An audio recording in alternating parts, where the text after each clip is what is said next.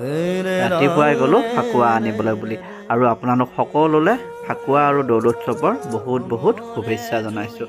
এইফালে আমাৰ দিশা ৰেডি হৈ আছে ফাকুৱা খেলিবলৈ আৰু মোক ফাকুৱা লগালে আৰু এইফালে আমাৰ জানো ৰেডি একদম সাক্ষতাৰ লোকটো আৰু এইফালে আমাৰ ল'ৰাহঁত একদম পানী বেলুন তৈয়াৰ কৰি আৰু মই ফাকুৱা খেলিবলৈ ঘৰৰ পৰাই আৰম্ভ কৰিছোঁ।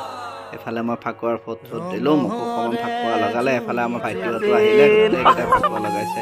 এইফালে জান আৰু দিশা একদম খেল আৰম্ভ হৈ গ'ল আৰু এইফালে ৰুমিও আহিছিলে, তাইও আমাক সকলোকে ফাকুৱা লগালে আৰু আমি গোটেইকেইটা লগ হৈ গ'লোঁ আমাৰ হস্পিটেললৈ বুলি। নৱহঁতে ডিউটি কৰি আছে, গতিকে সিহঁতকো অকণমান ফাকুৱা লগালোঁ। এইফালে মানুহ হেপী হ'লি আৰু এইফালে এয়া বৰষুণ। আৰু ইয়াৰ পিছত আমি গোটেইকেইটা লগ হৈ গ'লোঁ আমাৰ কলনীতে খুব ডাঙৰকৈ আয়োজন কৰিছে তালে বুলি।